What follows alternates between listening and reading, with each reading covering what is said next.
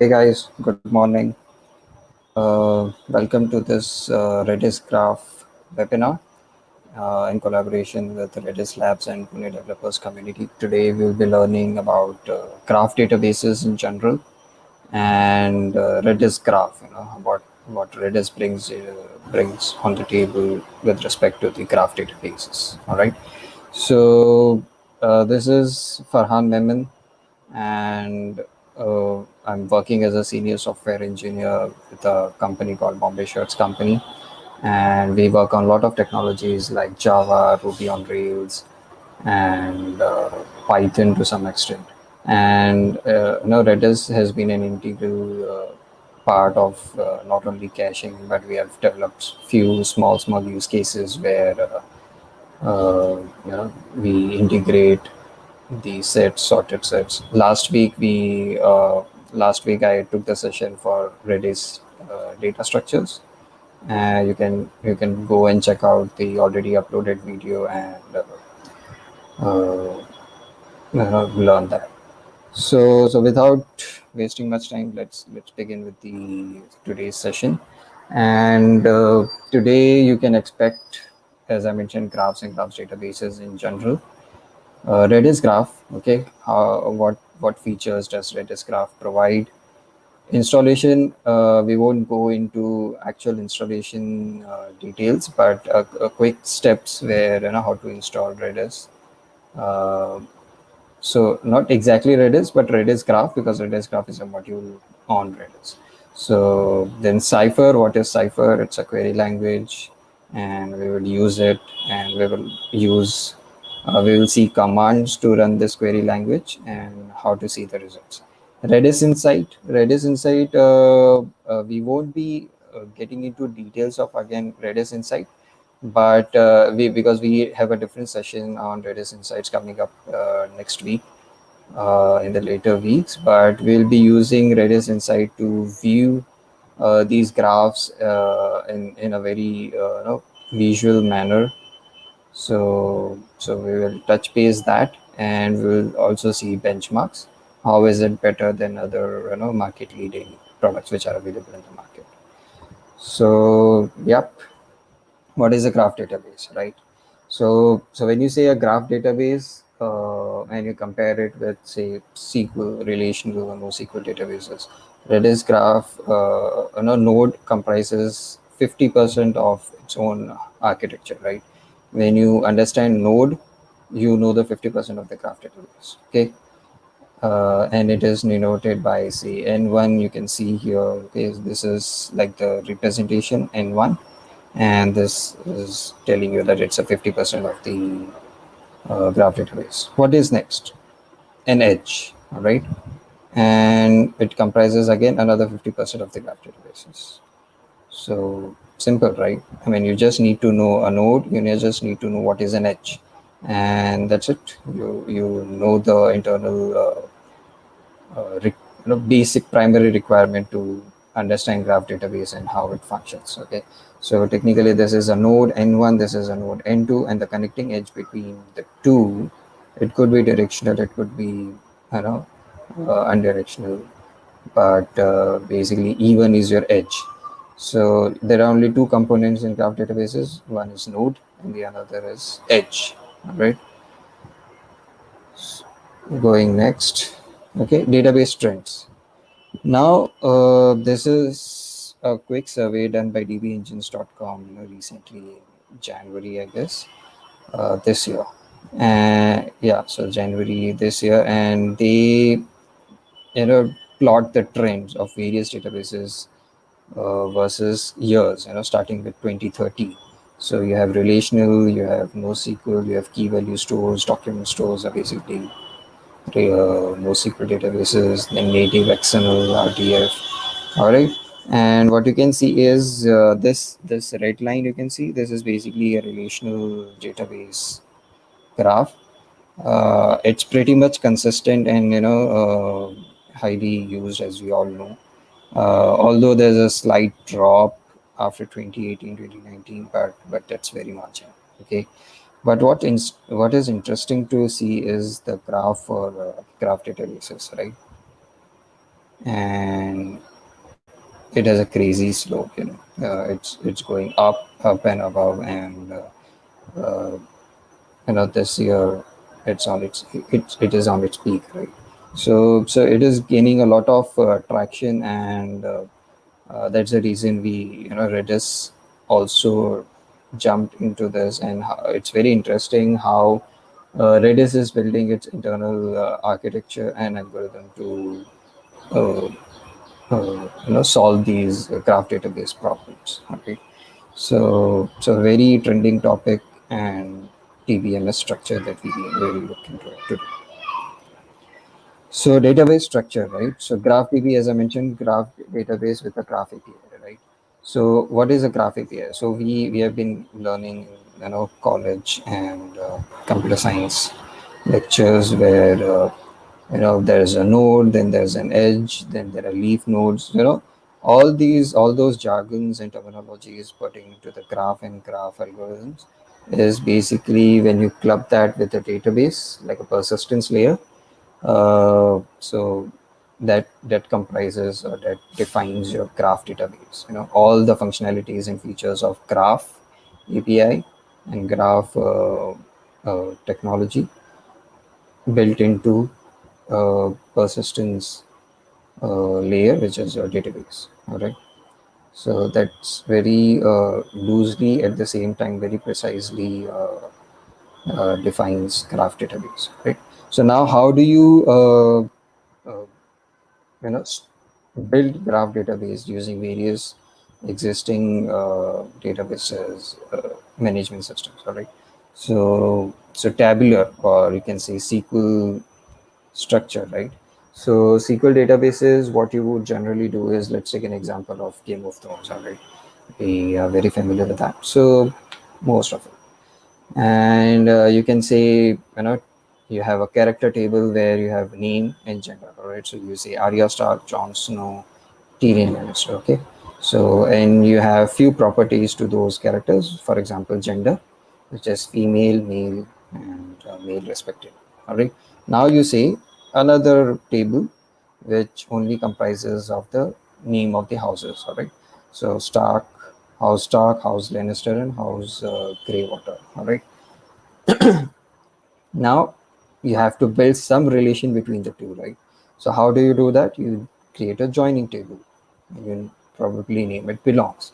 So how would you read is basically source and destination. So source is nothing but your character, and your destination is your house name. So you would say Arya Stark. Okay, so Arya Stark, who is a female character, belongs to House Stark of Winterfell. All right. Then you would say Tyrion Lannister, who is a male, belongs to the House Lannister of Casterly Rock. All right. So this is how you build relations into relational databases and SQL tabular structures. All right. So seems good, seems useful. Okay.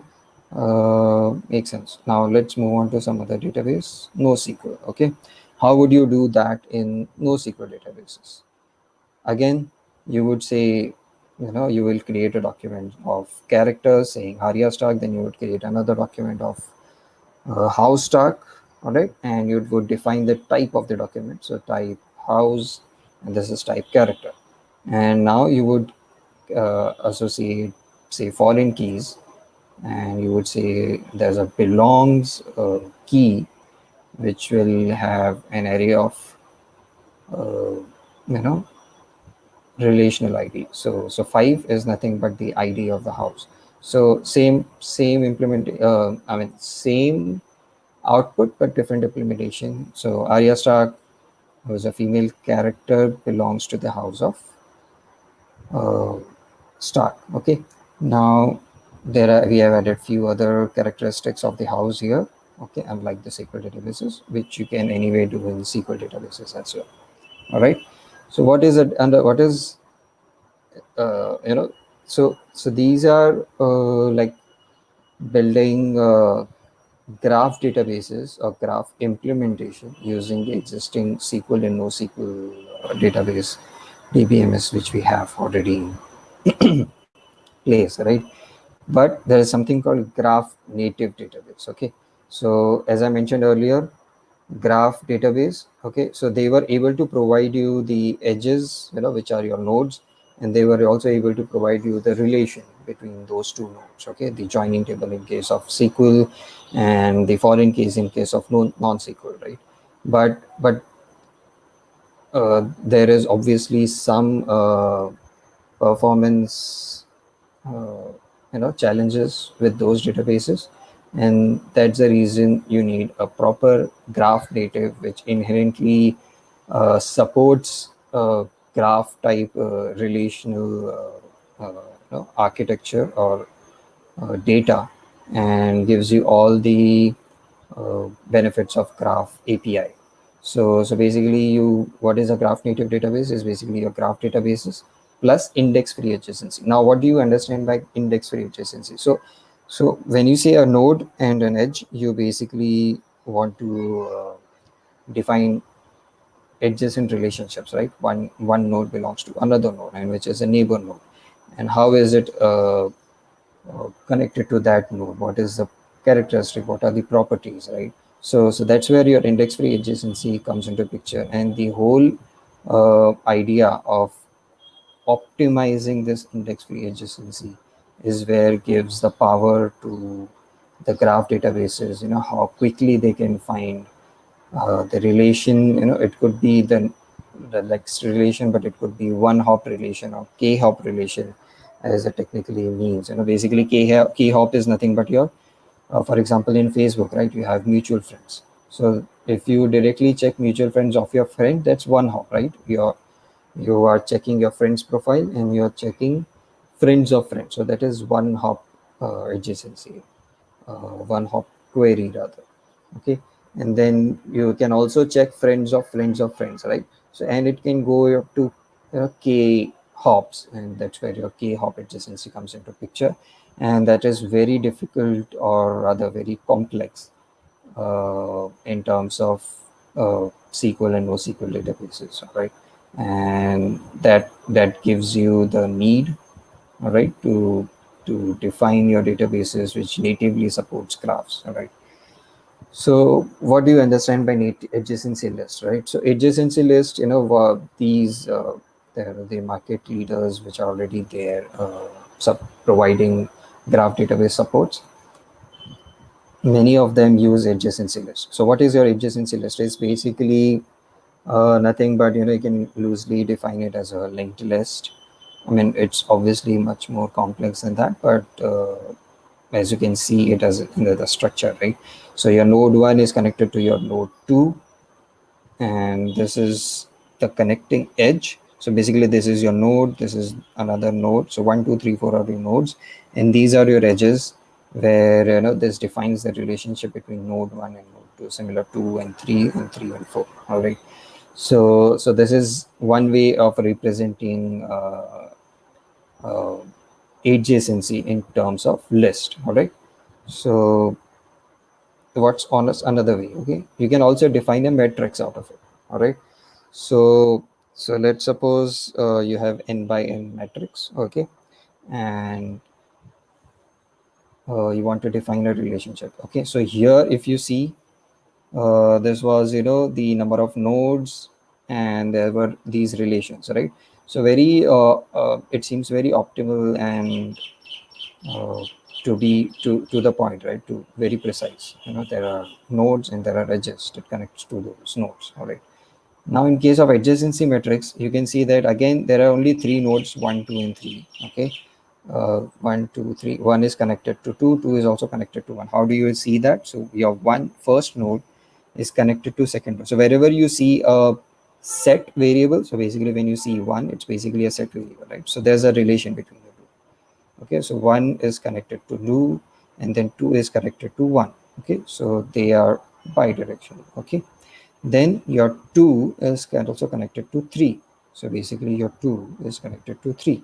Okay, so this is another way, using metrics. So you can define your relationships between nodes and using edges. So but you would notice here you know, there are a lot of empty spaces. Okay, so this is a very space challenging matrix. Okay, because there are only 3 set nodes, and to define that, you will have to have uh, 3:3 metrics, and 6 out of 9 are basically empty and useless. Okay, as far as uh, current scenario is concerned, right? But honestly speaking, when you consider real life examples, like when you say Facebook, consider this as person one, person two, person three. Okay, and there's a term called sparse metrics. So all the real world examples, they rely on sparse metrics, and uh, they directly apply to the either they use adjacency list or adjacency matrix. The advantage of using matrices is the calculation. Okay, we all have studied mathematics, and we are very familiar with various matrix manipulation and calculations, right? The transpose, the addition, subtraction, uh, finding the adjacency. So it provides a very linear form of calculation, where it is we are very much sure that if it's n is to n matrix, and another advantage that it is always square matrix, in the sense that if it would be always n is to n. It may not have, it will never happen that it will be n into n minus 1, right? So there's another gives this characteristic itself gives an advantage of using various metrics manipulation using the formulae, and rather than traversing it using the usual or classic adjacency list. So metrics definitely gives advantage, but also has its limitation in terms of space. All right, but that's where RedisGraph got lucky, and it took the advantage of a very recent study. Okay, so there's something called GraphBLAS, which uses sparse metrics and applies it on the these formulae on these sparse metrics, and they have come up with a very optimal solution where you can apply these formulae, and you can return results with in milliseconds. All right, and that's what RedisGraph has to offer. All right, so it uses GraphBLAS technology. They have tied up with the some international university, which they are the GraphBLAS was discovered, and they are working with them to make RedisGraph more stronger. So let's look at few features of RedisGraph. All right. So first and most important, it adapts to property graph. Okay. So now, what is property graph? So property graph is nothing but it goes beyond nodes and relationships. Okay, edges. When I say beyond, the 50% ratio still holds true. Okay. It contains nodes and it contains relationships. So that's your 100% uh, internal architecture. But what provides extra is adding properties or characteristics to those nodes and relationships respectively. Okay, so when you say properties, it's basically providing or tagging more information, metadata, to those nodes. So for example, event, right? So this is the label of the node. Okay, and this is your node. All right, so basically what you're saying here is this is a node who has a property name. Okay, so this is a property. So this who has the property name called RedisGraph. All right, so there's an event of an event named RedisGraph. Okay, this is what it signifies. There's a node of type event. Okay, labeled specifically, and it has the name of RedisGraph. Okay, then how do you do the relationship? So now there's another node, say person. All right, of type person, and it is say me. Okay, Mohammed Farhan. And what's the relation between the event and the person? It's basically presented by. So I'm the speaker here. Right? So again, so this is your relationship, or this is your edge. The red arrow is basically your edge connecting the two nodes. All right. And when you say presented by, is the label, just like event and person. It's a label for the relationship. And when you say on 17th May 2020, it's the metadata. It's again the property. So it's a property of the node. All right. So this is you can define, and it's not restricted to one, of course. So you can have multiple properties to one node as well as the edge. And this is a great advantage, instead of just storing the foreign keys, right?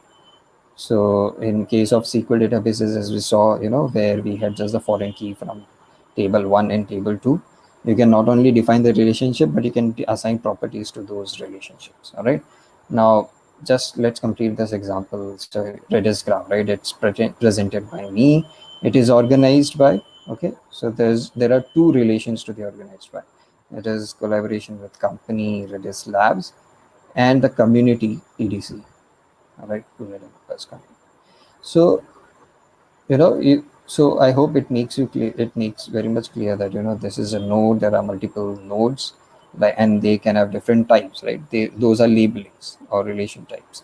So event, person, company, community, and they can be connected by various relationships, like presented by and organized by. And these name is nothing but their properties. All right.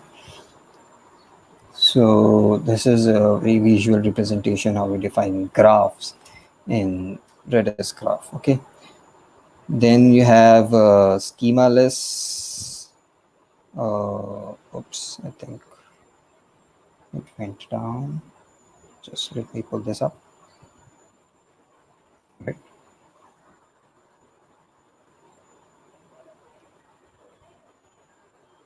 Yeah. So it is schemaless. Okay. Of course. It's a very dynamic composition where you can't really define what comes next, right?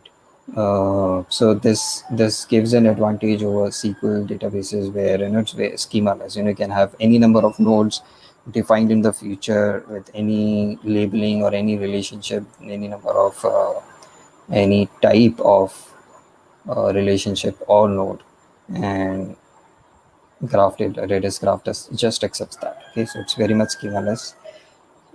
It uses Cypher query language. Okay, so every database has its query language, and it uses RedisGraph uses Cypher query language. All right. So Cypher query language is a standard open source query language, and it was open sourced by some other database company. All right, and it's like not to reinvent the wheel. And RedisGraph readily adapted it, and obviously making changes as per its need, and making it smarter and smarter to devise your query mechanism, internal mechanism. All right, and give you the best results in shortest possible of time. All right, so it uses Cypher query language. It also supports the aggregation commands, like sum, arithmetic expressions, sorting, filtering. All right, your where queries basically. And you have to find an average, you have to find sum of some nodes or whatever it is. So it doesn't stop you there. It ultimately what it results out is the tabular result set. Okay, so we will see that when we use it, when we see a quick demo. And the representation could be like your SQL databases. Okay, we are very familiar with SQL tabular result set, right? You have columns and you have rows, right? So similarly, it gives out tabular results set to visualize the output. All right. And of course, the reason we are discussing Redis graph today is the faster, it's inherently very fast because it uses a different technology, a different algorithm altogether to build Redis graph database, unlike the existing graph databases in the market, right? And better bulk loading, right? So when you say faster bulk loading, it's basically, there's a lot of challenge when you're moving from one database management, DBMS to another DBMS, right? It could be from SQL to NoSQL, or any vice versa in that case. So it has RedisGraph have multiple APIs where you can directly invoke, right? And you can bulk insert and update data into the database. Again, in milliseconds, but if even if you have like millions of records, it's pretty quick, okay? And maybe minutes or hours. It won't take much. And if you have anybody, if you have worked on migration of millions of records from say SQL to non-SQL, it just takes ages, to be exaggerating. So, but it is considerably and noticeably faster. All right. So I think, yeah, that concludes the features. Okay, so we will just quickly look into the installation steps. All right. And so when you say, these are just dependencies that needs to be installed before installing the RedisGraph module. Okay, so in case of Ubuntu or Linux systems, we need these dependencies. Okay, most of it are already installed, but CMake, I think you'll have to will be installed. Then for Mac, again, same dependencies but different command. Right now, this is the repository on GitHub. Okay, where you will find RedisGraph uh, pushed. Okay, so basically you git clone the modules, okay, for RedisGraph, and it's a very simple make command. Right, so it's a normal make. We will find a make file inside, and when you just do make, it will build a SO file. Okay, it will it will compile a binary SO file, and you will find it in your source directory inside the RedisGraph. Okay, and that's it. So okay, you build that based on your system, and it will and you have to load this into your Redis. Okay, so as I had mentioned earlier, it is basically a module built over Redis graph, and it internally uses Redis graph data structures. Correct. And so as I had mentioned in my last session also, Redis data structures provides a foundation where everything else is built on, and those data structures are very powerful. uh, and when we saw the properties, right, the properties example where you had name for certain nodes and you have on for edge, right, on certain date. So these are the properties, right? But technically speaking, these are nothing but Redis hashes. Okay, internally they are stored as the hash. Okay, which is a data structure provided by Redis. So it is a module which you have to load into the Redis to use Redis graph queries. Okay, now let's quickly look into Cypher query language. Okay, very brief intro as what is Cypher query language. Okay, so as I mentioned, it's an open standard supported by several graph databases. Okay, it focuses on what rather than how. Like now, for example, when we query SQL databases, right? So what you generally do is you say how, right? So you basically say select this, and then you start describing how to fetch that. Okay, you say join table 1 from join table 2. Okay, and this is very evident because if you're using graph database or graph trying to replicate graph architecture into a SQL database, okay, so you would have to provide those relations, you have to provide those foreign keys and joinings, right? So when you say Cypher query language, you don't have to worry about the relations. Okay, in the sense you don't have to say in the query that how you fetch the data, but you would say what data you want as the output. Okay, so what are the nodes or edges you are talking about, and what data you want in the output. So this is a great advantage in terms of query language. Okay, it uses pattern matching. So when you say pattern matching, it's basically ASCII art of it's a graph pattern matching. So basically what you do is when you say parentheses, okay, this brackets, when you define or when you denote anything inside these braces, it will be considered as a node. All right, and it's very visual. Okay, all the visual graphs or representations you saw earlier, right? Those are nothing but this, they consider this as your node, right? And you can very visually see, it seems like a circle. So when you see a closed bracket, it's basically a node, and hyphen hyphen arrow, it very visually seems like an arrow, right? And this is how you define your relationship, right? And this is called as ASCII out of graphs, and it uses this internally to write a query and match a query and return the results. All right, and you will find most clauses from the SQL commands. Okay, when I say clauses, it's basically, I mean the where clause, the aggregation clause, sort by, group by, and stuff like that. So you don't have to like really learn a new query language, but you have all the benefits of SQL query language added with the benefits of the Cypher query language. So yeah, that's it. So this is a quick query, okay, of the graph we saw earlier, right? So as I mentioned earlier, when you see these parentheses, okay, this is, these brackets denote node, okay.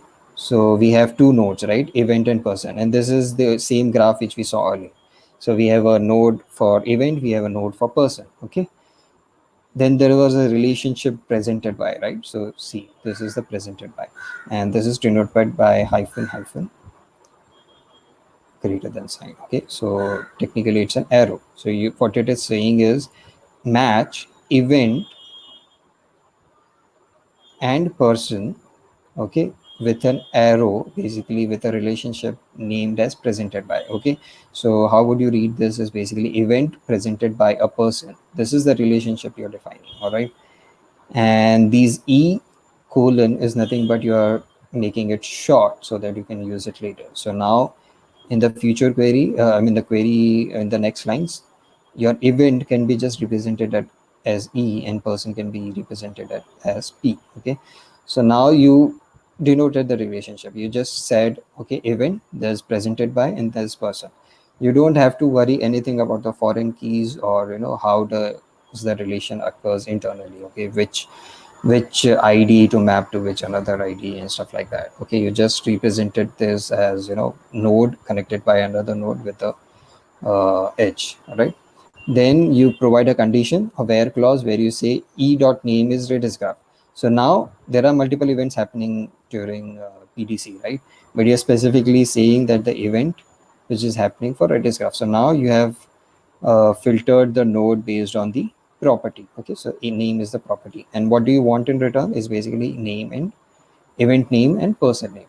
So I think it's very much obvious that it will return two columns. Okay, the first would contain RedisGraph, second would contain Mohammed Farhan, which is the name of the person. All right, so as you can see, it's pretty simple and it's very visual and understandable query language. Okay, so now how, let's see how it is used by the RedisGraph module and what commands does Redis provide. Okay, so it just uses three commands. Okay, and out of which you would be using only one most of the times, or two rather, and that's it. Okay, so the first command is graph.query. Okay, so this is nothing but your query command. So whatever, so you just say graph.query, then you provide the graph name. Okay, this is like your database name. Okay, so you would say which database you're trying to access, and then you would say the query. Okay, in quoted uh, quotes, double quotes. So you would say graph.query, you provide the graph name and the query. That's it, and it will give you the results. Graph.explain is nothing but how do you use it in the uh, SQL, right? You use it to see what indexes it is using, and how internally it follows the structure to get your data out from your database. So it also explains you the hierarchy and the internal steps it takes to fetch your query. Okay, and graph.delete, I mean as the name suggests, it's a destructive command. Very rarely one would use this, especially in the practical use case. So if you want to delete a database, you would just say graph.delete and graph name. Okay, everything inside it would be deleted. So beware. All right, and let's see a quick demo. All right, so queries. Okay, now how do you create a database? Okay, create a new what you call graph. All right, so you would say create. All right, and then you provide these relationships. Okay, let's take example of MotoGP. All right, so now here you can see there's a rider. So okay, same as we discussed earlier. So these are the parentheses. Okay, so when you see these brackets, it's basically your node, right? So you have a rider node and you have a team node. Okay, there are two nodes in this graph. Okay, and then you have hyphen hyphen greater than, basically denoting an arrow and relationship between the rider and the team. Okay, so it's basically a rider rides a team. All right, and then you provide the properties. So there are properties to the rider, there are properties to the team. Okay, so now you have rider whose name is Valentino Rossi rides. Okay, that rides, basically it's part of the team whose name is Yamaha. Okay, Danny Pedrosa, it's he's the another rider who is part of the team Honda. Okay, so this is how you define your nodes, their relationships, and the properties. Okay, so let's quickly see this in action. I have already written this query. I'll just copy paste. Okay, so as you can see, same command. Okay, I'll just increase the font size. Okay, so it's basically crafted query. All right, then you say MotoGP. All right, this would be the name of our database. Okay, graph, and you're saying create this graph. Okay, so this is nothing but it will create a graph. All right, so I've already imported the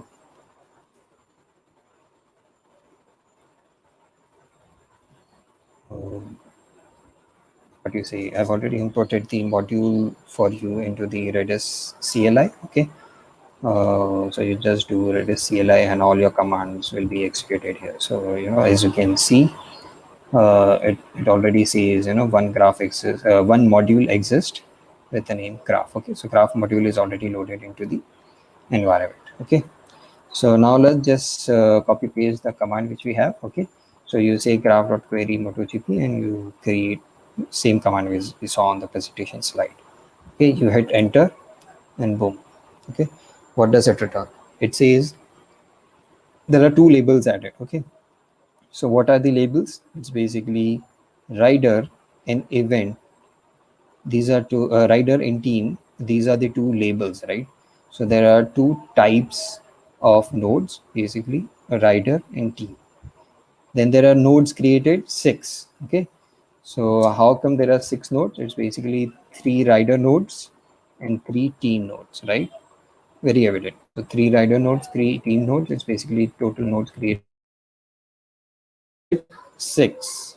So these are the properties, right? So every rider and every team have one property each, and that's how you get the count 6. There are 3 relationships created. All right, so there are 6 nodes and 3 relationships. Basically rides 1, rides 2, and this rides 3. So these are 3 relationships created within the graph. So this is just giving you the summary of the command which you created, just executed. And how much time did it take? Sub millisecond, not even not one even a 1 millisecond, right? So it's 9.96 milliseconds. So I mean, obviously this is not a practical example, but you will see that this time doesn't change much. Okay, and yeah, that's it. Okay, now your graph is created. How do you query a graph? Okay, now same match command as we saw earlier in the events example.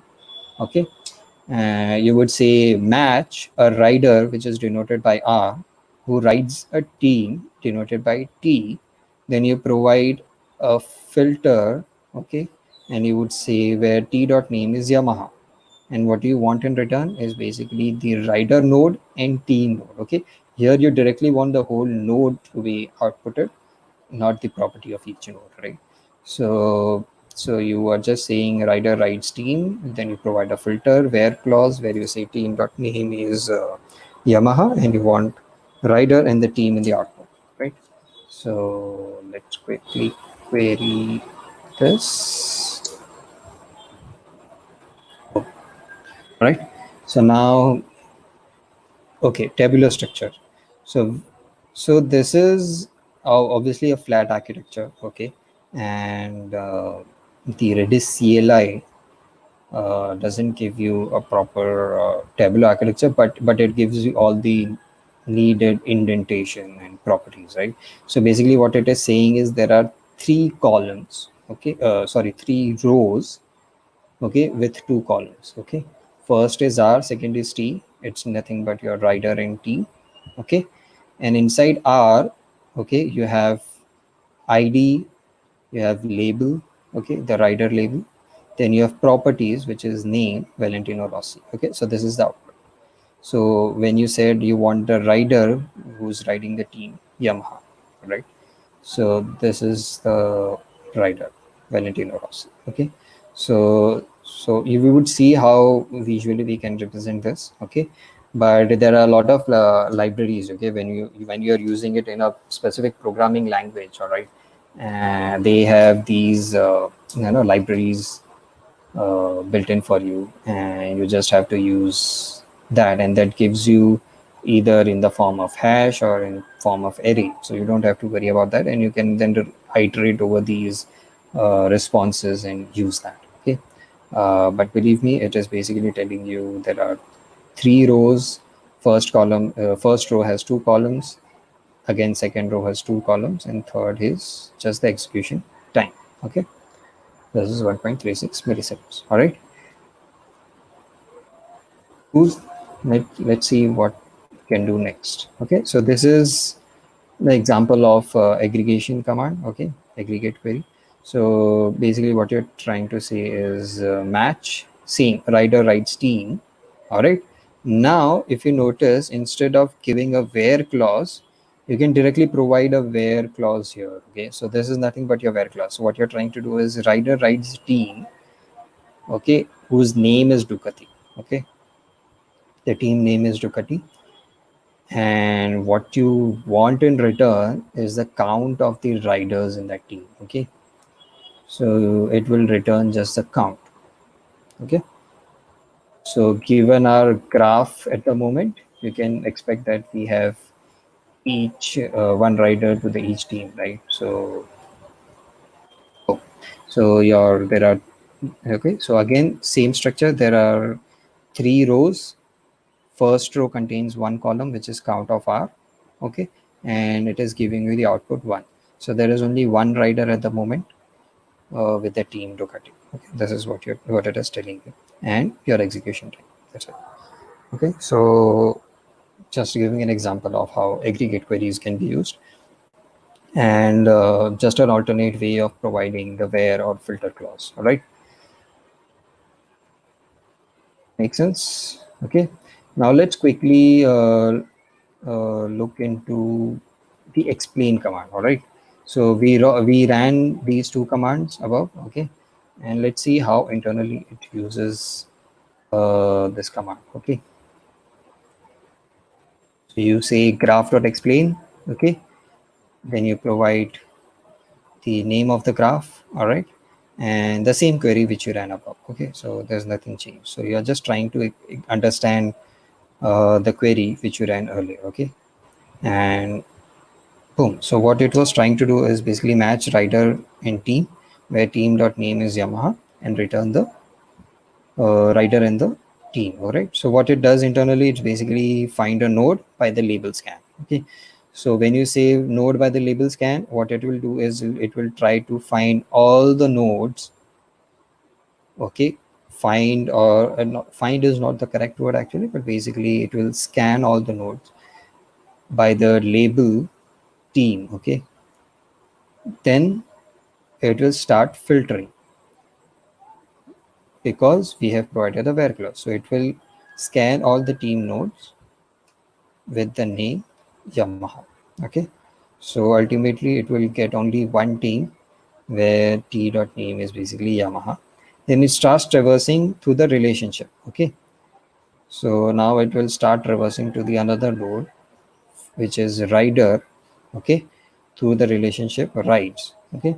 So conditional traversal, team that rides, and rider. Okay. Project is nothing but collecting the results. Okay. So when you say collecting the results, the return statement. All right. So the return statement says that you want R and T both in return. All right.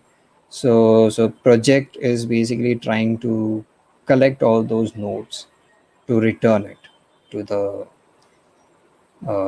after the execution, and finally the results. Okay. So results is nothing but your projection output. All right.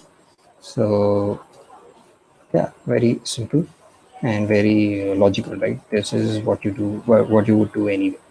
But as soon as you move on to the complex query structures, they internally, the reason or uh, as we had discussed the point earlier, right? You don't provide the how of the query, right? Even if you're looking at the explain command. Okay. The reason we use explain command in query language or SQL especially is to optimize our query, right?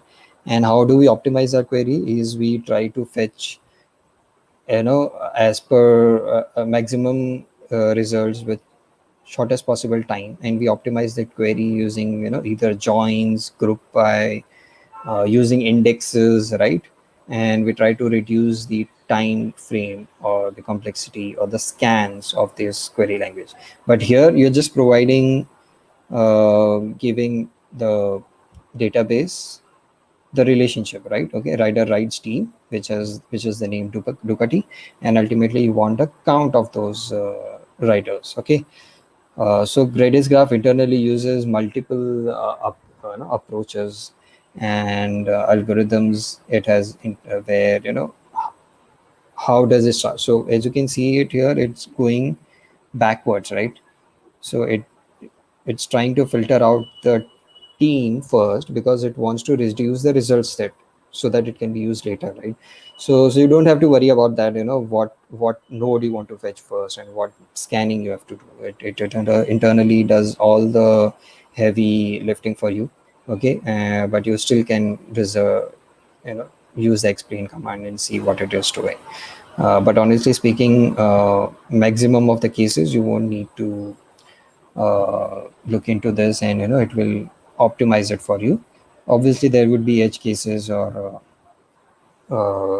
use cases where, it is not using the optimal path for getting your results, and you always have GitHub page and issues for posting your query, and they will help you out.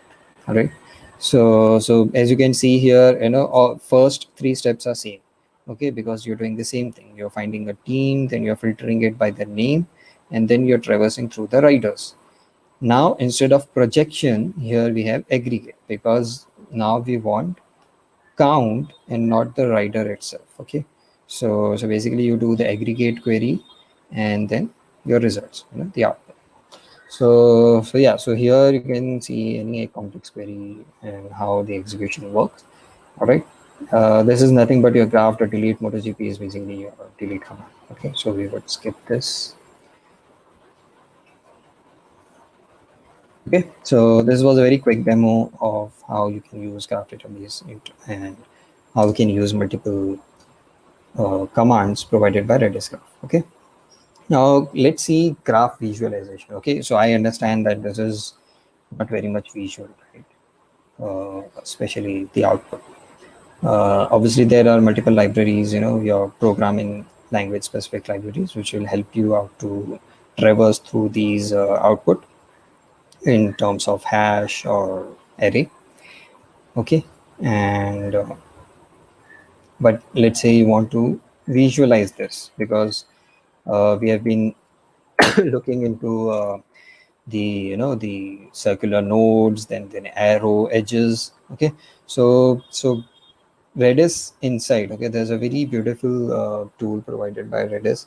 Okay, and this is not okay. Let me just highlight this, that it is not only related to RedisGraph. And as I mentioned earlier, we will just touch base Redis Insight in this session, just to look how graph databases look into Redis Insight. But this is much more, it gives you the whole insight about your database, data structures, what data you have inside, and the performance, your multiple nodes, uh, master slave configuration working together, which is the active node and stuff like that. Okay, and that will be definitely covered in the Redis Insight session. Okay, so we'll just quickly go through, these slides will be shared with you after this session, so you can just look into these commands and you can install. Okay, so I mean, crazy, it you technically you don't have to install anything. Okay, there's already a script file, okay, which you can download from redislabs.com, Redis Insight, right? For when you have to select your operating system, for Ubuntu, Windows, Mac, there's an installer. For Ubuntu, you have a executable. Okay, so you just have to download this executable, make it executable, of course. Okay, using chmod command, and that's it. You run this command. Okay, so people who use Mac and Ubuntu, they are familiar with this dot slash. Okay, so you run this executable file. That's it, and you will find a server running in this uh, endpoint with 8001 port. Okay, so let's quickly see how does it look. Correct. Where is it? Where is it? Yeah. All right. So yeah, so this is a local host basically. Then you have 8001 port. I have already used my local database here, already connected it. And as you can see, there are a lot of other options available, but we will be focusing on RedisGraph um this day. Okay, so this is a RedisGraph console. Okay, you refresh the graph list and you can see MotoGP is the graph which we already created, right? And this is already loaded here. You can create a graph from here itself. You can delete graph, you can delete history. Okay, now let's execute the same query, all right, using Redis Insight.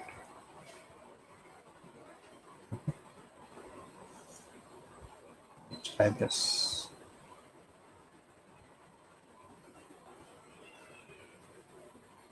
Oh, oops, I copied the so we just have to insert the query and not the graph.query command. Basically, that's what it is, CLI. Okay, we just have to insert the query and not the whole command. So you would say match rider rides team, where team.name is Yamaha, and return rider and team. Okay, and boom. So again, as we could see on the presentation, very visual approach, right? So what it is trying to tell you is there's one team, there's one rider. Okay, that's a relation.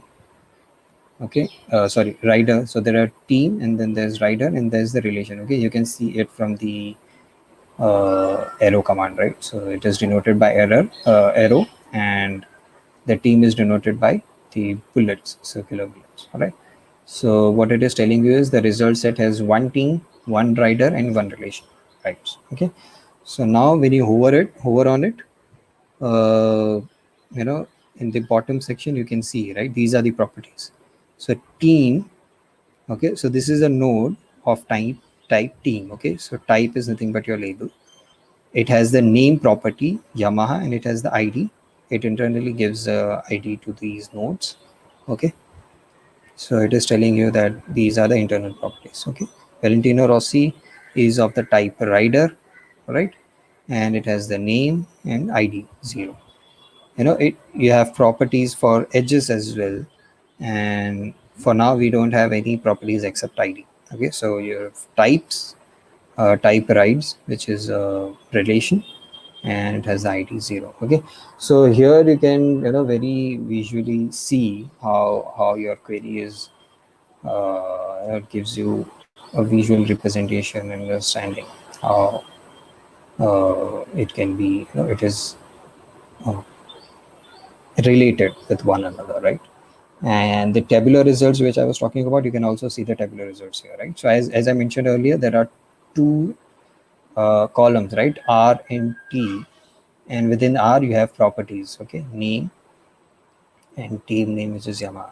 So this is how you represent this what you call the tabular structure. Okay, this is your graph view and that is your tabular structure. Okay, and it is all possible because it is giving you this kind of output. Okay, so this is R, your first column, T second column. This is the data for first column, this is the data for second column. Okay, so it is using just this query internally and giving you the output in terms of visual representation. So yeah, so as you saw, it's very handy and it's very useful to see how your query executes and how what is the output and what is the relation between individual nodes and what type of relations does it exist. Okay, so we saw a very quick example and how to we also saw Redisinsight, how to visualize those queries, how to run those queries using Redis CLI. And let's see a fairly complex example. Okay, Game of Thrones. Okay, again, a very popular series. Most of us are very familiar with at least the name if you have not seen this, because our friends see this, right?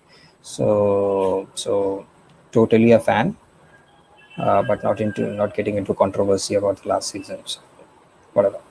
So Game of Thrones, right? So Game of Thrones, and we are very much familiar with the no, there are like hundreds of characters inside. There are a bunch of houses, and there is a relation between those houses. Then there is a house lord. There is a sworn, uh, member of that house. Then there's a Lannis. Then there's a warrior, knight. All that king, queen, ruler.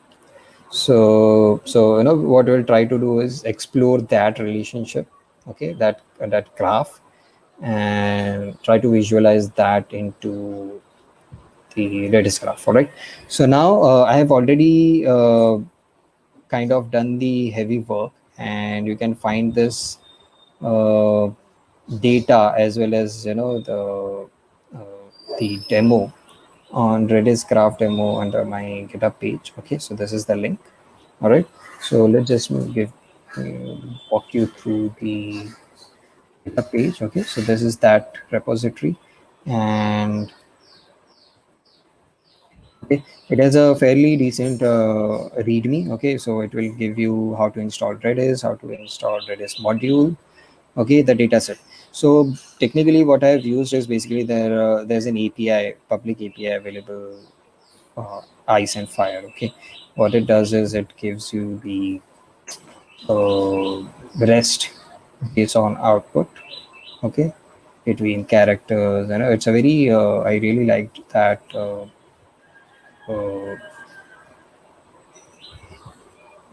Collection. Okay, you can call it as a collection. But one thing to note here, it is very different than what you saw in the series because it collects the data from the books and not from the series. Okay, not from the HBO series. So this data is very authentic and very taken from the actual books, okay, written by the authors. Okay, so now what kind of data? I mean, there are multiple data points available there. What we are using is okay. What we'll be using is basically these four nodes. We will have a book node. We will have a writer node. Okay, and there would be a relation between these two as an author, and then we would have character and we would have house. Okay, and again a relation between those two. All right, so we have four nodes here: book, writer, character, and house. Okay, then as I mentioned earlier. So writer wrote a book. So wrote is your relation. Writer wrote book. Then there's a belongs relation, which is character belongs to house. Okay. So these are the two relationships, nodes and edges we will be looking into. Okay. And what I have done is I have collected the data okay, of these uh, belongs to query. Okay, so you can see books, right? So these are the properties. Okay, so id, what I've done is just generated random uuid codes, because these id needs to be unique across your graph. Okay, so these are unique ids. Okay, and so then these are your properties. Okay, name, isbn, number of pages that book contains. All right, and what is the country. Okay, and when was it released. All right, so United States and stuff like that. So this is the books data. Then you have writer. All right, so writer is, we have a famous writer, R.R. Martin. Okay, George Martin. Then we have Elio Garcia and Linda, which are like the co-authors for a book. Okay, so these are the writers. Okay, and there's a relation called wrote, right? So basically you have writer id, you have book id, and you have a relation. So basically what you're saying is this writer wrote this book as the relation author. Okay, so this is the so so writer is the author of this book, right? So this is how you read it, and this is how you define your relationship. All right. And similarly, you have characters. Okay. So I mean, huge list of characters. You can see. And similarly, what columns you have, what properties you have here is basically you have ID, name, gender of that character, and culture. So culture is basically Westeros, Valerian. Okay. Ironborn. Very nostalgic.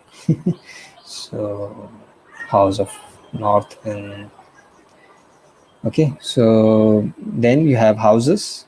All right, you have id, name, region they belong to. Okay, that house belongs to, coat of arms, and words are nothing but they're same. So never resting, Lannister pays their debts, all that stuff. So this is how you this is the CSV, which includes all those content. Our blades are sharp. So now, how do you define these? The relation between character and houses is basically through belongs. Okay, so here what you're saying is this character belongs to this house, and what's the relation? Is the overlord. Okay. Now there are multiple types of relations maintained here. Okay, so now as I mentioned, one could be overlord, then current lord. One could be higher to those that throne. Okay, sworn member, founder of that house. Okay, so these are multiple relations you can define under these labels. Okay, and what I have done is I have created a quick Python script. I had found it online. I've just improved it, edited it, and what you can ultimately do is basically here. So bulk insert options, and you provide the graph name. Okay, so what it will tell you is, what it will do is basically provide the whole a quick bulk upload. As I had mentioned, it provides a bulk upload feature where quickly you can create a push into graph database, RedisGraph, uh, within milliseconds or sub-milliseconds, right? So here I have used CSV format. Okay, and what are these are the options. Okay, host, port, password. Okay, basically if you have a remote connection to the Redis, okay, you need to provide all these options. All right, since we would be using the local host, so by default it picks up local host, so no worries for us. Then you have to provide the nodes. Okay, so when you want to denote a node, you would say minus n. You want to provide a relationship, then you would say minus r. And max number of processes is to send per query. I mean, this is like your batch processing. Okay, so minus c. Buffer size, token size. Okay, this will help you if your records are too much, like in millions. Okay, so your default is 2048. Here your default is 512 MB each. Each upload. Okay, especially it is very helpful if you're doing a cloud or remote database upload. All right, so these are just Python dependencies that you need to install. And just quickly, let's move on to the Python command. Okay, so this is the Python command where you would say Python 3. Yeah, so what you're trying to do is basically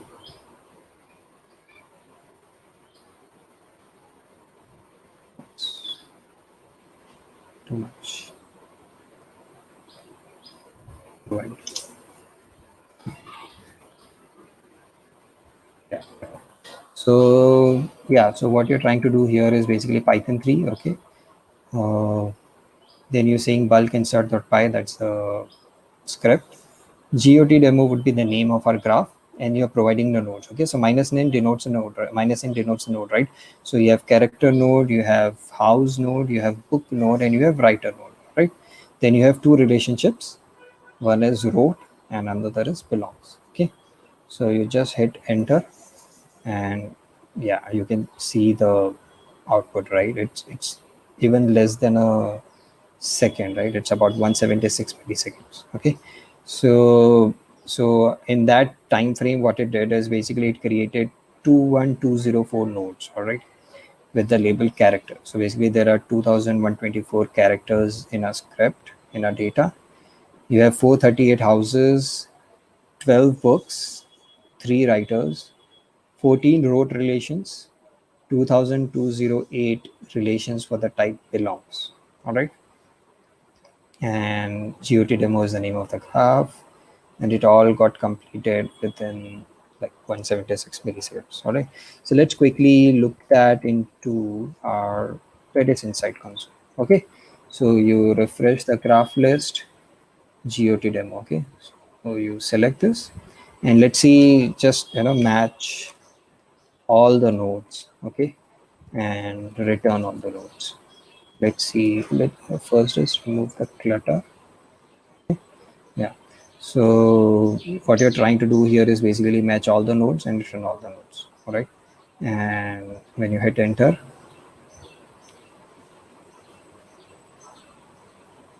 beautiful graph, right? So yeah, how complex it is, right? You can see that. So what it is telling you is this graph, which looks like a huge sphere. It contains basically 3 writers, 12 books, 438 houses, 2124 characters, and 544 belong relations. All right, so okay, so it's all JavaScript, and they internally it, and when you hover, it's still functional. When you hover, say for example, I hovered here, right?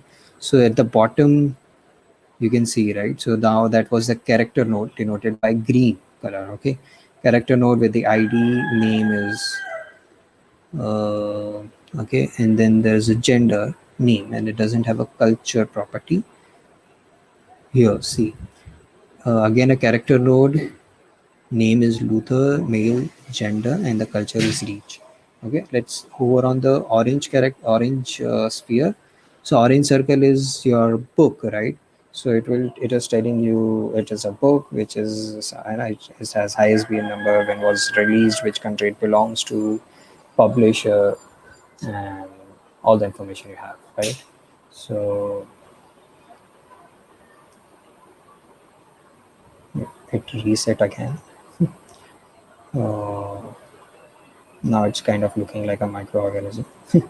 So yeah, so let's see some practical graph and not just loading the whole data set, but you can see how powerful it is, and there are thousands of nodes, and it is able to pull up everything, right? So let's look at the graph relation, sorry, book relation. All right, so what you're trying to do here is same. Okay, parenthesis nodes, right? Hyphen hyphen arrow is your rote. Okay, that's the relation. And this is so basically you have writer, books, who wrote as a relation, and what you want in return is basically writer and books both. All right, so let's try running this query and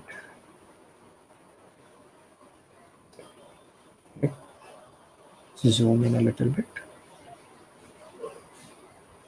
Okay, so there are about 12 books here. Okay, 3 writers, okay, and 14 relations. So you have a Storm of Swords, Clash of Kings, Feast of Crows. All right, and most of them is written by George R. R. Martin. The last book, World of Ice and Fire, was co-authored by Linda and Elio. Okay, so this is how you see the result set. Okay, you can also see that in tabular form, but I like the graph form. That's the reason we are using Redisinsight, right? So yeah, so this is how you define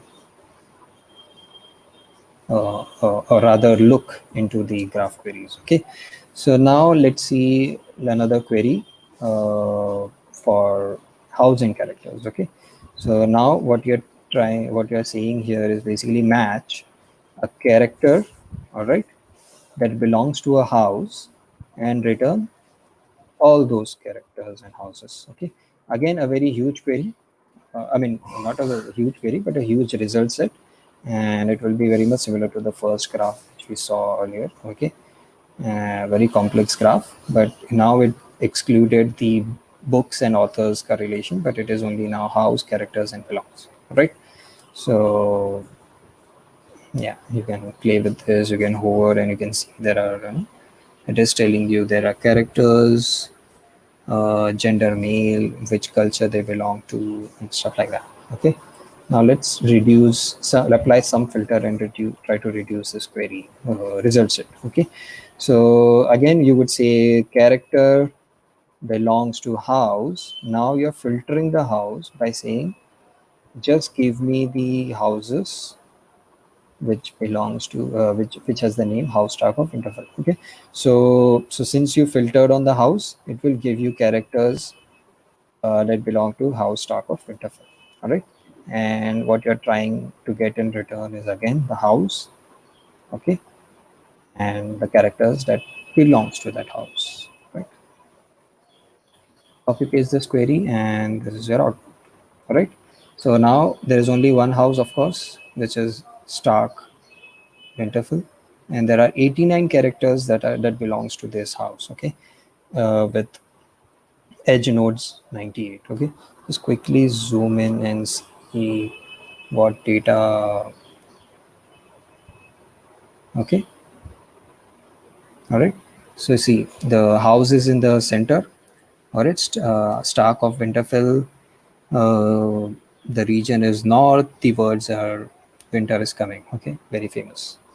Then you have multiple characters that belong to that house, right? So you have Unilla, then you have Tuberjon. Yes. Complex names, but yeah, you can visualize all these characters, and the orange lines are basically your relation. Okay, so now one unique relation you will see here, right? So I think most of these have one relation with the house, right? But here you see there are two edges uh, joining one character, right?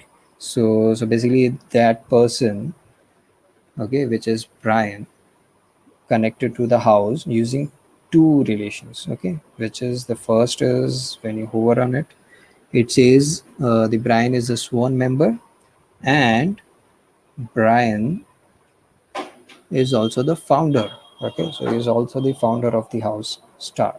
Okay, so so here you can see that there are multiple relations possible to one between one node, right? So a very comprehensive and useful example. Okay, just to play around, fun example. All right, and let's look at a few other queries. Okay, this is a kind of complex query where what you're trying to do is basically find a common node. Okay, so how do you do that is basically you're saying find house one, which is denoted by h1, which is the name house stack of interval. Okay, belongs to the character. All right, so character is in the middle kind of. Okay, so character. Okay, so this node. All right, so it's in the middle node, and there are, it is connected to two houses. All right, arc winterfill. You look at the direction of the arrows. Okay, this is very important. So what you're trying to do is you're creating a relation of belongs to from the character to two opposite directions. All right, so you're saying that character not only belongs to house stack of interval but also belongs to the uh, housed Lannister. All right, so this is kind of helping you to find the mutual or the common character between two houses. All right, and it's very visual in terms of query, because here what you're trying to do is your character node is the middle, and your that character node is in the middle, and you're saying two houses connect to those that character, and you want to find the common link between them. All right, so you just copy this, paste it here, and yeah, so there's only one character that belongs to both the houses. All right, zooming in. So the character name is Unela. It also belongs. There are two houses, right? So House Stark and House Lannister. So Unela belongs to House Stark, House Lannister both. And what are the properties of Unela? She is female, and we don't have a culture for her yet. So yeah. So she is a female character that belongs to House Stark as the relation overlord. Okay, and it belongs to the house Lannister as the relation overlord again. So it is she is an overlord for both the houses. All right, so this is how you get a fairly complex query so far we have seen compared to, and yeah, so you find the mutual, and this is very evident. I mean, see, there are multiple ways to find simple answer, right? So let's visualize the same answer using this query, where you would say the character that belongs to house. Okay, and what you're trying to do is in the where clause you would say get me the houses which has the name house Stark of Winterfell or house Lannister. Okay, so this is a or query where what you're trying to do is get all the characters that belong to house, both the houses. All right, and you return the result. So instead of only the common character in case of here you're trying to fetch all the characters that belongs to both these houses. All right, so here if you now hit the query, okay,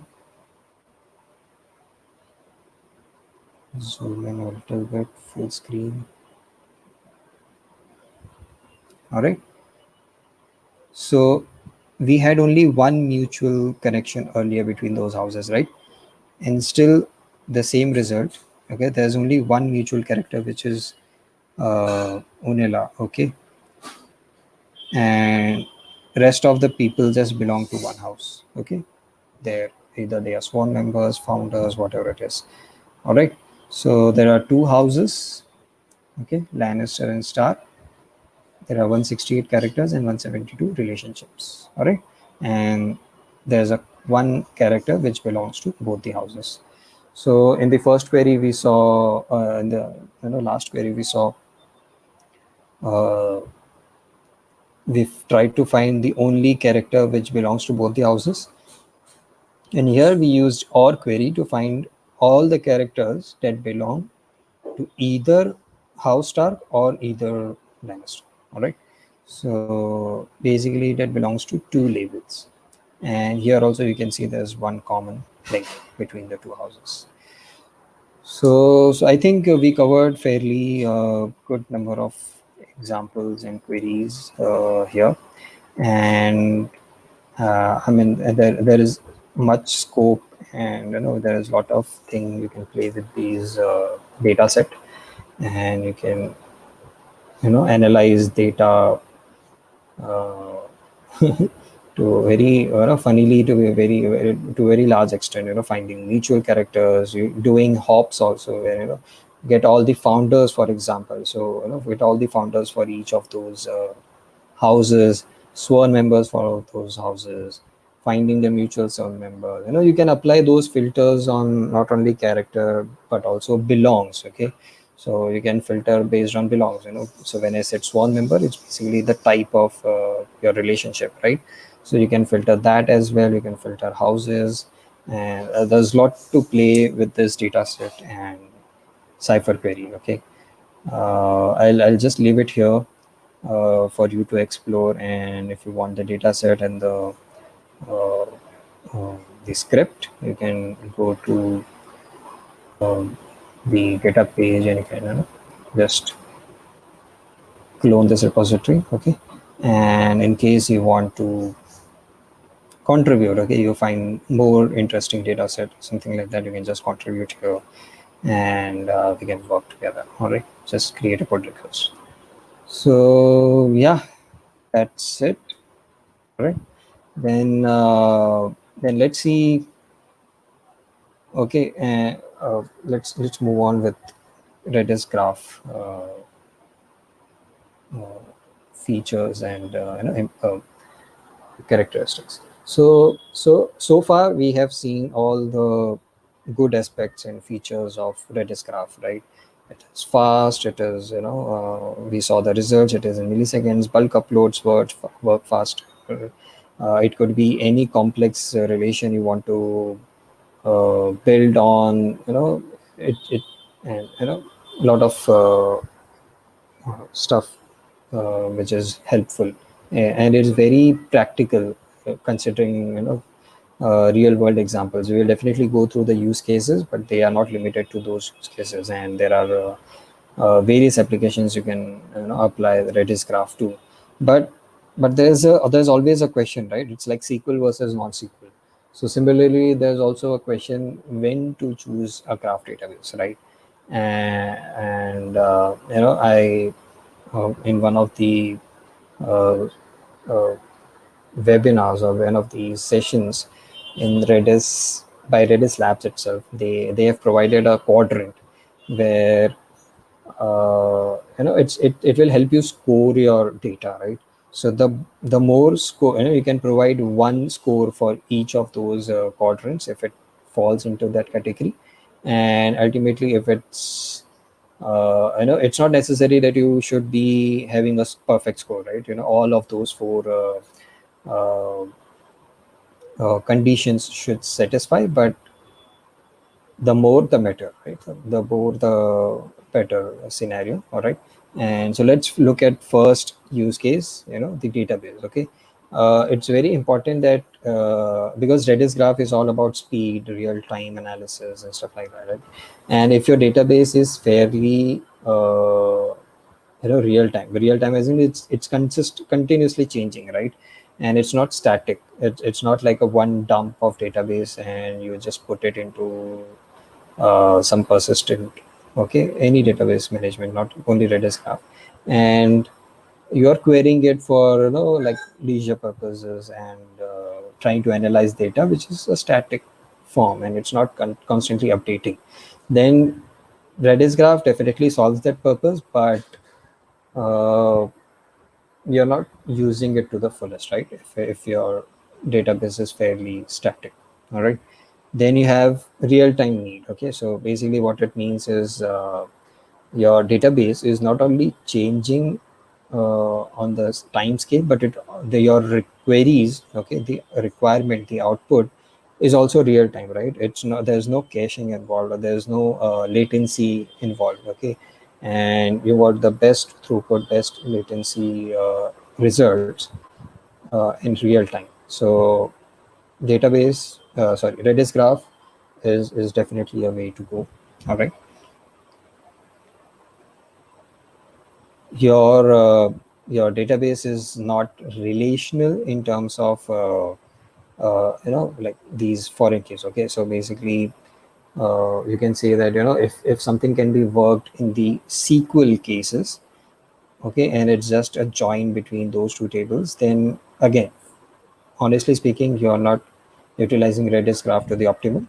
All right, and if it's very complex architecture and you can't replicate that into a SQL database or a NoSQL database or any other database for that matter, then Redis graph is to the risk and you can use it. And the last is very obvious, where the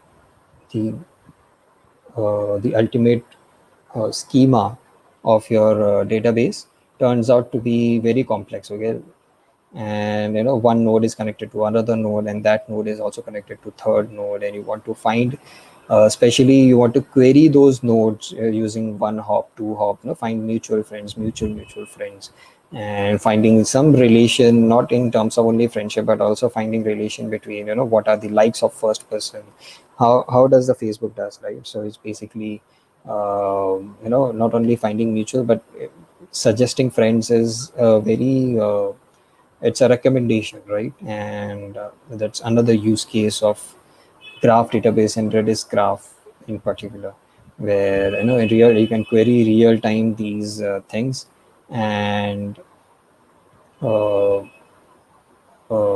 these complex k-hop queries can be uh, easily realized or implemented in Redis graph. Okay, so as I mentioned earlier, all these four need not be satisfied, but the more use case you have, the better it is, and it will help you choose graph database or Redis graph over any other graph database or SQL, NoSQL databases. Okay, so these are four parameters which you should always think before choosing graph databases. All right.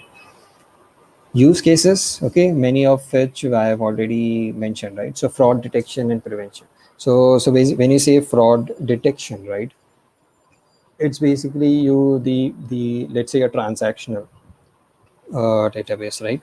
Transactional use case where there are a lot of transactions happening real time. Say thousands or lakhs of transactions are happening every second, and you want to detect any fraud. So what you generally do is basically you get a snapshot of the database, then you give to your analytics team, and they'll try to find if there is any fraud. They will try to detect any fraud transaction.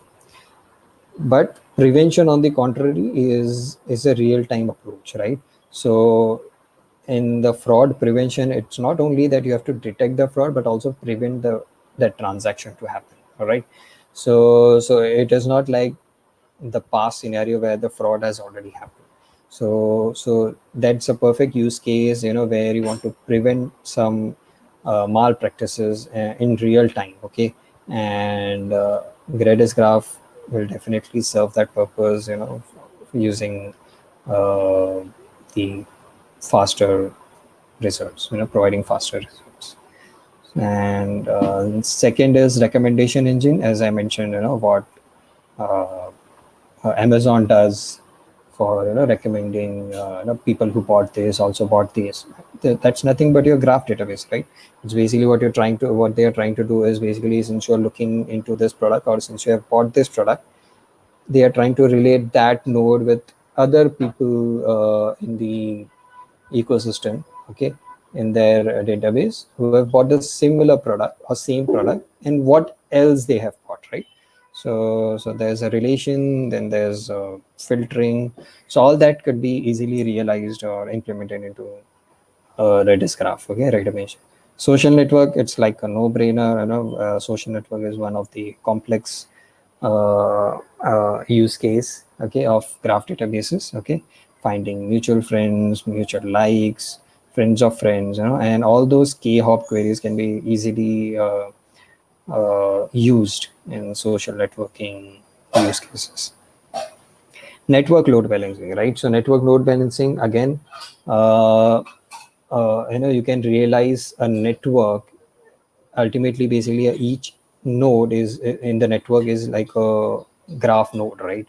And whenever you hit a server, the load balancer tries to figure out that which server is free based on what algorithm, like round robin or some affinity, like session affinity or whatever it is, and it tries to redirect you from one network to one from that load balancer to the actual website, right?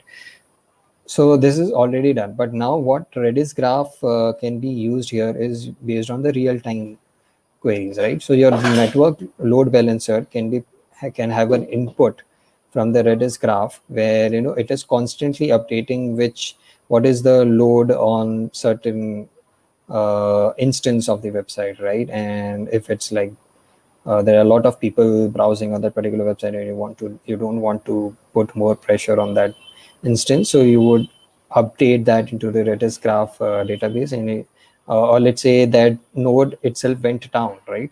And you want to inform that to the load balancer. So all these real-time queries, okay, can be easily incorporated using Redis graph. All right.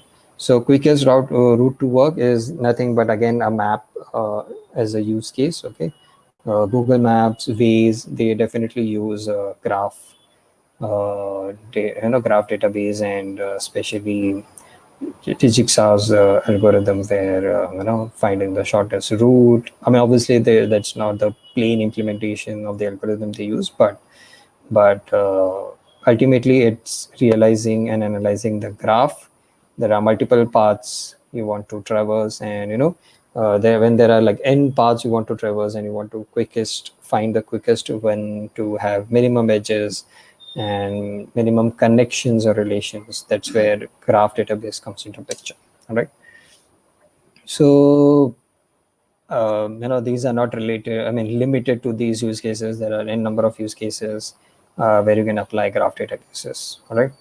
Now let's see a few benchmarks, okay, compared to the other databases available in the uh, on the internet. All right. So this is the benchmark provided by Redis Labs in one of those blogs. Okay. And this was done on the uh, Redis Graph version 1, okay, which was the first general release, okay, general public release. And they tried to compare it with other databases then available, right? So it was done in January 2019, and it's all more than a year, 1.5 years since then. And you can imagine all these,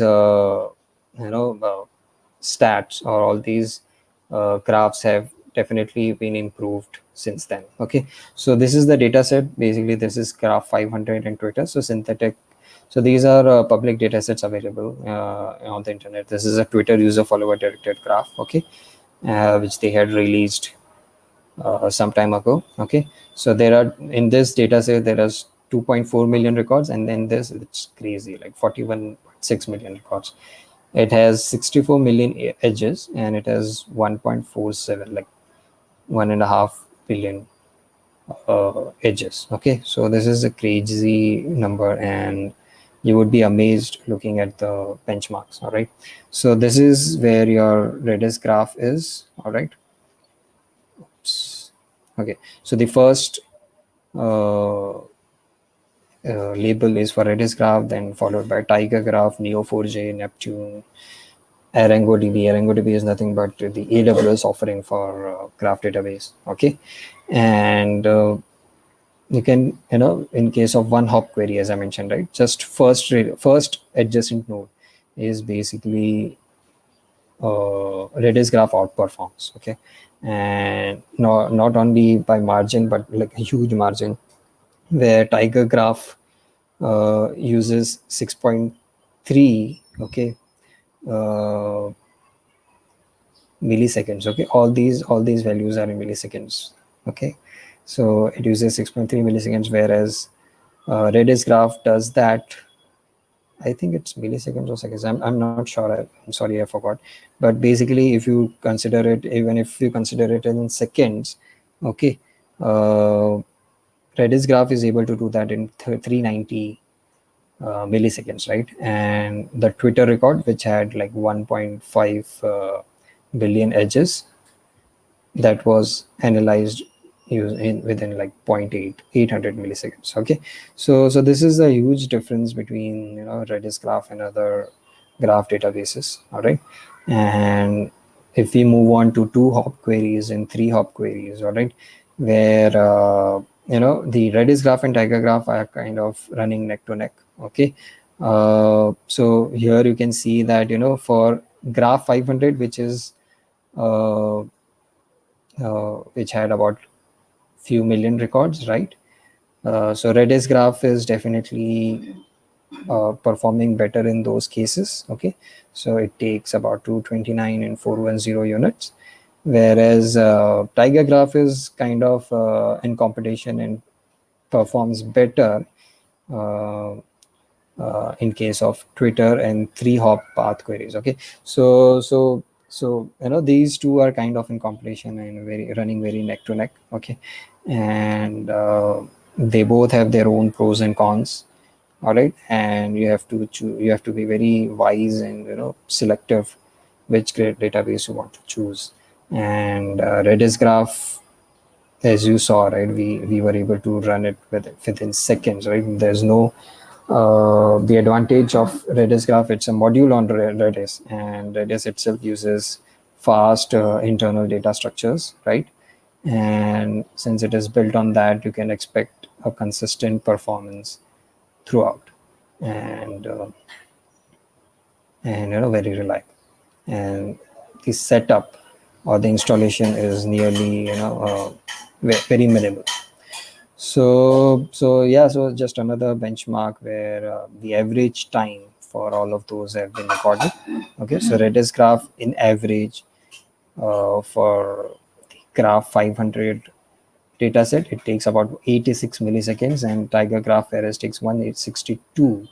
Okay, and on the contrary, as I mentioned, Twitter graph is slightly better. Okay, where Tiger graph is taking 1800 and this is 2400. So these are just few benchmarks to compare the databases, graph databases in general, and how Redis labs or Redis graph performs among all this. All right, and you can see within, and these are the numbers from like 1 year ago, right? And you can imagine they have not released their new benchmarks, but they have definitely, they would have definitely improved it, uh, considering they are working on this very efficiently and consistently. So yeah, I think that's it. We ran through graph databases. We also saw Redis graph in particular and how Cypher query language work. We used two examples, one for the MotoGP, the second one was for Game of Thrones. All right, and we also saw a glimpse of Redisinsight, how we can visually see all those graphs into the visual manner. Okay, Redisinsight, and we also saw benchmarks. Okay, comparing all these graph databases available in the market. So that's pretty much. I hope you learned a lot in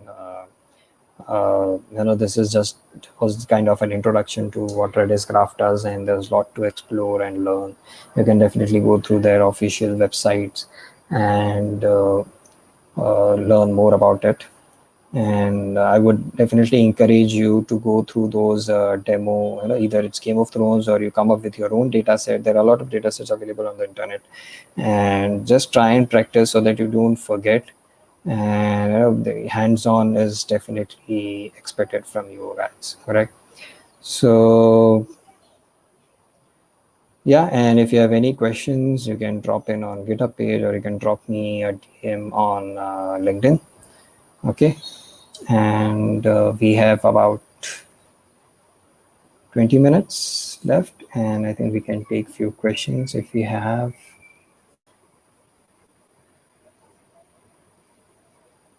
Um,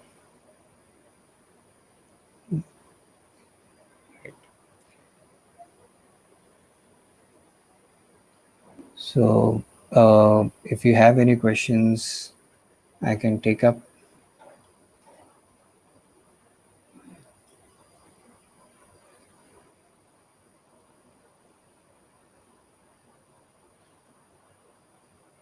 Wait for a few minutes, I think, and then if we don't have any questions, you can query on, you can put a comment on Facebook page or YouTube videos, and you can also comment on, say, LinkedIn, and we will be ready to answer your queries, right? So I think we don't have any more questions, so we can end this session. Hope it was worth attending, and very interesting. I especially find RedisGraph very interesting, and coupled with Redisinsight, where you can visualize those graphs. So hope you enjoyed it, and see you soon, probably in the next coming sessions. And don't forget to check the meetup page for PDC, where there are other Redis or Kubernetes. There are, like, it's actually technology agnostic, so you can find sessions based on Kubernetes, AWS, Azure, and just use this quarantine time to upskill and uh, stay safe. Thank you. Bye bye.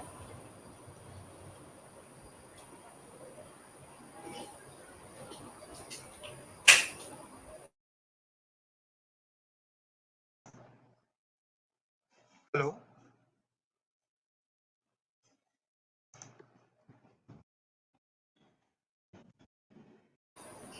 Hey Chinmay.